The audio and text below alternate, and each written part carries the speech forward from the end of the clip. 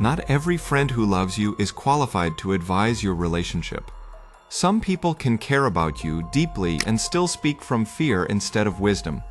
They may think they are protecting you, but what they are really giving you is the shape of their own wounds. One dinner, one conversation, one warning spoken with confidence, and suddenly, a peaceful relationship can feel suspicious. Trust starts sounding naive. Privacy starts looking like secrecy.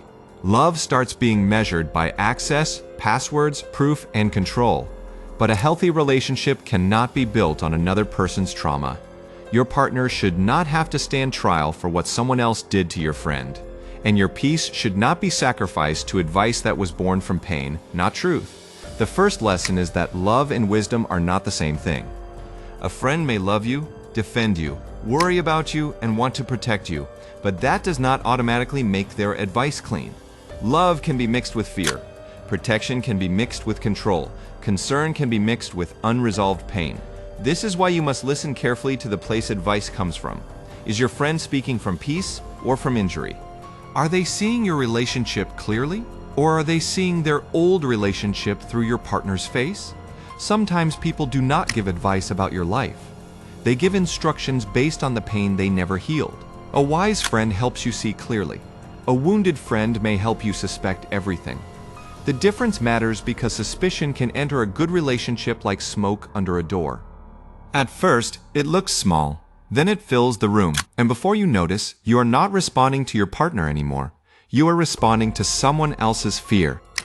When someone has been hurt, trust can begin to look foolish to them.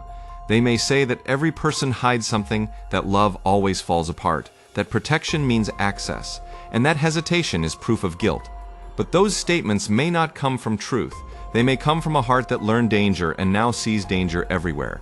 This is how fear disguises itself as wisdom. It speaks with certainty. It says, check everything, control everything, demand everything now. It makes suspicion feel intelligent and calm trust feel childish. But a person who has only learned survival may confuse peace with blindness because their nervous system no longer knows what safety feels like. The danger is that once you accept fear as advice, you begin looking for betrayal where there has only been consistency. You start testing love instead of receiving it. You start demanding proof instead of honoring evidence. And the relationship begins to suffer for a crime it never committed.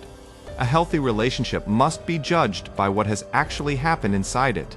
Not by what happened to your friend, not by what happened in someone else's past. Not by the story of a person who was betrayed, controlled, abandoned, or disappointed. Their pain may be real, but their pain is not evidence against your partner. This is where many people lose clarity. They hear a painful story and immediately start protecting themselves from a danger that has not appeared in their own life. Suddenly, 3 years of honesty becomes less powerful than one dinner of fear. The relationship is no longer evaluated by its own history, but by someone else's trauma.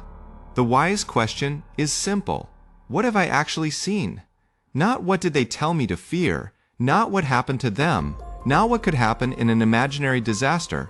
What has this person shown me consistently? If your partner has built trust through action, do not let borrowed pain destroy earned peace. There is nothing wrong with financial transparency before marriage. Two people building a life together should be able to discuss money, plans, responsibilities, risk, and protection with maturity. But there is a difference between sitting down together to create clarity and demanding total access from a place of fear. Transparency says, let us understand our future together. Control says, give me proof that you are not dangerous. Transparency invites conversation. Control demands surrender. Transparency respects both people. Control treats one person like a suspect. A relationship cannot breathe when love becomes surveillance. The difference is energy. A calm request creates partnership. A fearful demand creates defense. If access is demanded to calm insecurity, the insecurity does not disappear. It only gets more tools. Today, it asks for passwords. Tomorrow, it asks for location, messages, explanations, and control over every private corner of the other person's life. A relationship begins to break when one person is forced to defend themselves against accusations that were never earned. They have not lied. They have not hidden anything. They have not created a real reason for doubt. But suddenly, they are standing in a courtroom built by someone else's fear. This is why the man in this story does not simply react to the request. He reads where it came from. He sees the dinner, the friends, the warnings, the fear, the borrowed conclusions. He understands that the problem did not exist in the relationship before that night. It was carried in from another table. The lesson is powerful. Do not let people who are wounded by their own stories turn your partner into a defendant. If something is wrong, face it with evidence, honesty, and maturity. But if there is no real wound inside your relationship, do not create one just because someone else taught you to bleed before you are cut. Fear is most dangerous when it comes from a person you already trust. If a stranger tells you to doubt your relationship, you may ignore them. But when a close friend says it with concern, with a serious face, with a story full of pain behind it, the warning feels different. It enters through loyalty, not logic. This is why Ava did not come home with a simple question. She came home with a fear that had been dressed as wisdom. Her friends did not say, talk openly about finances. They said, get access now. Watch his face. If he hesitates, he is hiding something. That is not guidance. That is suspicion handed over like protection. A wise person must learn to separate concern from infection. Concern helps you think clearly. Infection makes you carry someone else's panic as if it belongs to you. Your friend may love you, but love alone does not make their fear accurate. Sometimes the people trying to protect you are only teaching you how to be afraid. One of the quietest ways a relationship gets damaged is through borrowed pain.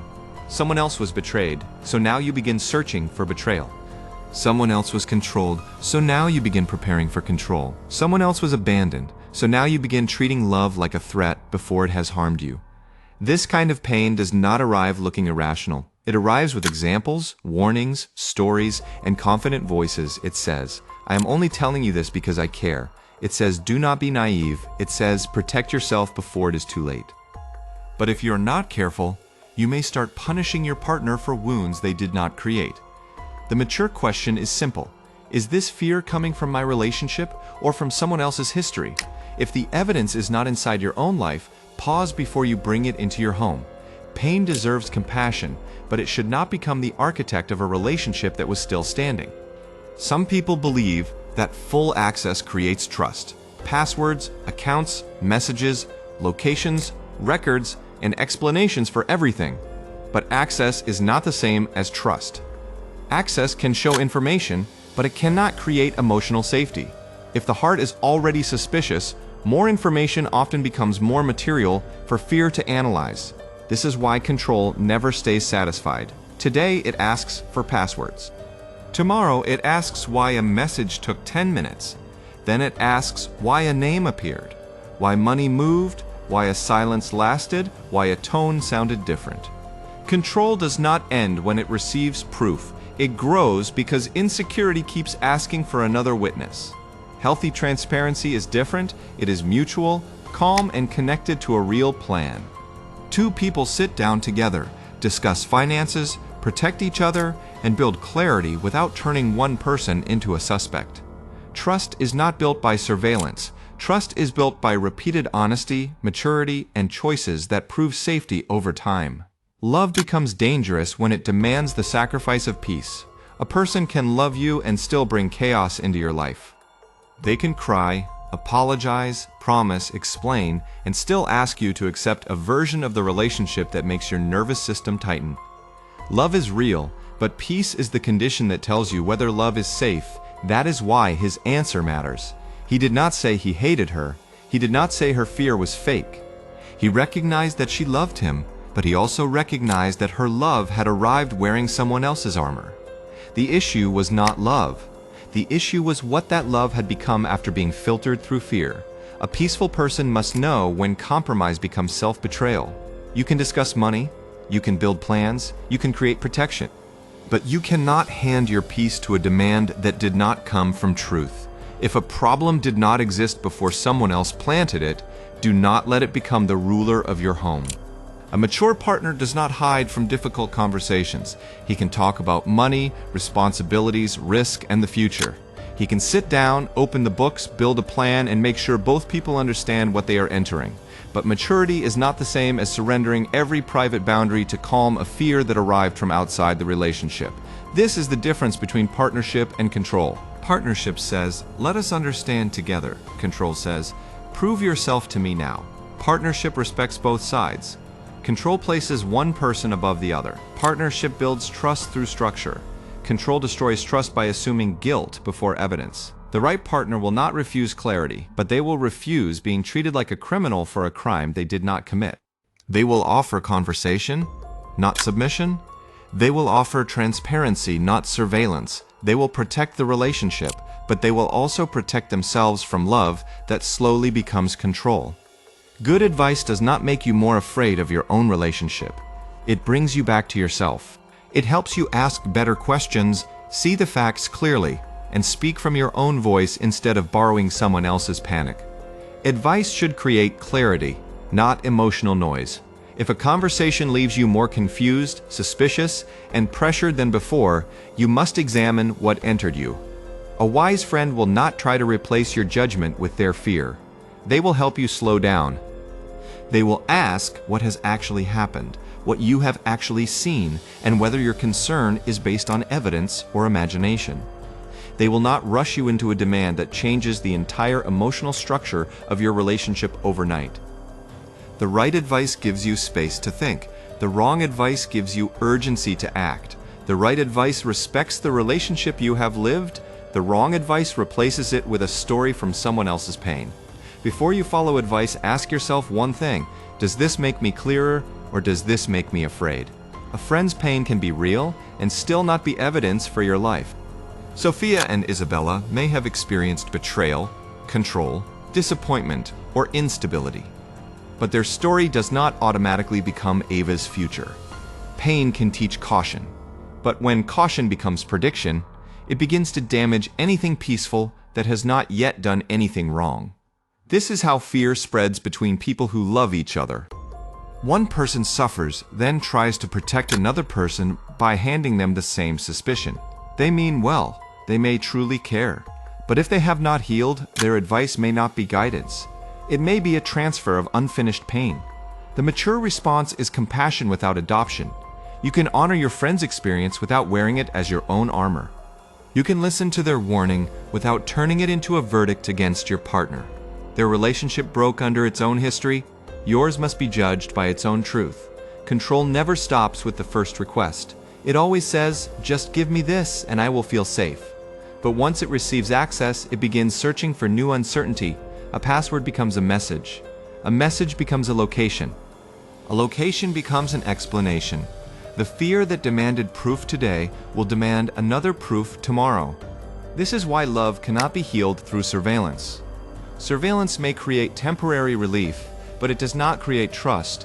It only teaches insecurity that the way to calm down is to inspect, verify, and control. The more tools fear receives, the more powerful it becomes inside the relationship. A healthy relationship needs transparency, but it also needs dignity. Two people can share information without turning privacy into guilt. They can discuss finances without demanding surrender. They can build protection without building a prison. The goal is not to know everything because you are afraid. The goal is to understand enough because you are building together. One of the strongest boundaries in love is refusing to accept a problem that did not come from the relationship itself. Before the dinner, Ava did not want full access. Before those warnings, she was not demanding passwords. Before someone else's fear entered the room, the relationship had its own history, its own rhythm, and its own trust. This is why he refuses to pretend the issue appeared naturally. He does not attack her pain, but he names the source. He sees the friends, he sees the timing, he sees the language she brought home. That clarity matters, because if you do not identify where a fear came from, you may start treating it like truth. The boundary is not, "I refuse to talk." The boundary is, "I refuse to be punished for a fear that was planted elsewhere." That difference is important. He offers clarity, conversation, planning, and mutual transparency, but he will not offer his peace as payment for someone else's unresolved wound. Sending Ava away is not presented as hatred, it is presented as a pause. He understands that her love is real, but that night it arrived wearing someone else's armor. If he continues arguing, she may only hear the voices of the friends who frightened her. Distance gives her a chance to remove the borrowed fear and hear herself again. This kind of distance is painful because it does not deny love. It protects the place where love can become honest again. Sometimes staying in the same room keeps the argument alive. Sometimes separation gives the mind enough quiet to ask, is this really what I believe, or did I let someone else's fear speak through me? The lesson is not to abandon someone at the first mistake. The lesson is to protect peace when fear starts rewriting love. A person who truly wants the relationship must return as themselves, not as the mouthpiece of wounded friends. Love can survive hard conversations, but it cannot survive when control is mistaken for protection. Ava's mistake was not that she wanted protection. Protection matters. The mistake was that she came home wearing armor that did not belong to her. Her fear had been shaped by someone else's story, someone else's disappointment, and someone else's way of surviving love. When you bring borrowed armor into a relationship, you may think you are protecting yourself, but you are also preparing for a war that your partner did not start. This is dangerous because borrowed armor changes how you hear everything. A calm answer sounds suspicious. A boundary sounds like secrecy. A request for mutual transparency sounds like avoidance. You stop listening to the person in front of you and start listening to the pain behind someone else's warning. The mature path is to remove what is not yours before you speak. Ask yourself whether your fear belongs to your relationship or to the people advising you. Ask whether your partner has earned suspicion or whether suspicion was handed to you. Love cannot grow while wearing armor made from another person's wounds. Trust is not blind when it has been built through time. If a person has shown honesty, consistency, responsibility, and care for years, that history matters. It does not mean you ignore real problems. It means you do not throw away earned evidence because one fearful conversation made suspicion feel intelligent. This is what he tries to show her. 3 years without lies. 3 years without financial betrayal. 3 years without a reason to wake up afraid. That is not naive trust. That is trust with a record behind it. If fear can erase years of evidence in one night, then the relationship is no longer being guided by truth. Fear demands proof immediately. Trust studies patterns over time. Fear says, if they hesitate, they are guilty. Trust says, what have they consistently shown me? The difference is everything. A relationship survives when people judge each other by lived reality, not by panic borrowed from someone else's broken experience. Love is not enough if it arrives with pressure that destroys peace. Ava loves him, and he knows it. But that love arrives carrying demands, suspicion, urgency, and control. This is why the moment becomes painful. He is not rejecting her heart. He is rejecting the version of love that asks him to sacrifice his peace for a fear he did not create. A person can love you and still approach you in a way that harms the relationship. They can mean well and still speak through fear. They can want closeness and still create pressure. This is why emotional maturity matters. It teaches you to separate the feeling from the behavior. Love may be real, but the method may still be wrong. Peace becomes the test. Does this conversation bring us closer to clarity, or does it create panic? Does this request build partnership, or does it demand surrender? Does this love give room to breathe, or does it tighten every private corner of the home? If love costs your peace every time it speaks, something has become distorted. A friend does not need a perfect life to give advice, but they do need enough healing to see clearly. If they are still bleeding from their own relationship, they may confuse warning with wisdom. They may sincerely believe they are helping you, while actually handing you the fear they have not learned how to put down. This is why you must look at the fruit of someone's advice. Does their advice lead to peace, honesty, maturity, and better communication? Or does it lead to control, suspicion, testing, and fear? A person can love you deeply and still give you advice that makes your life smaller.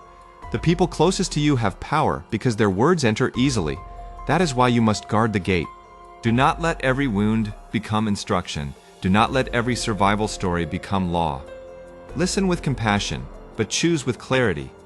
The final decision must come from your own eyes, your own history, and your own voice. The deepest lesson is that a relationship cannot survive if your choices are being made by other people's fear. Advice can help you reflect, but it should not replace your own judgment. A friend can speak, but they cannot live inside the consequences of what they convince you to do. You are the one who must live with the trust you break or the peace you protect. Ava's real work is not getting access to accounts. Her real work is finding her own voice again. Not Sophia's voice, not Isabella's voice, not the voice of every painful story she heard at dinner. her own, the voice that can look at the relationship honestly and ask, what do I truly know, not what was I taught to fear? When you choose from your own voice, you may still ask hard questions. You may still set boundaries. You may still protect yourself, but you will not confuse control with love or someone else's wounds with evidence. You will know the difference between advice that awakens wisdom and advice that poisons peace. Not every friend who loves you is qualified to advise your relationship. Love from a friend can be real, but still filtered through fear, disappointment, betrayal, or pain. They never fully healed. That is why advice must be tested before it is obeyed. Does it make you clearer or more afraid? Does it help you speak with maturity, or does it push you to demand control? Does it honor the relationship you have actually lived, or does it replace it with someone else's wound? Ava's mistake was not wanting protection. Her mistake was allowing borrowed fear to speak louder than earned trust, and his boundary was not cruelty. It was the refusal to let a peaceful relationship become a courtroom built by people who were not inside it. The lesson is simple. Listen to friends, but do not surrender your judgment to them. Protect yourself, but do not punish a loyal partner for pain they did not cause. Love needs transparency, yes, but it also needs dignity, peace, and a voice that belongs to you, because the wrong advice can make you destroy something real while believing you are only protecting yourself.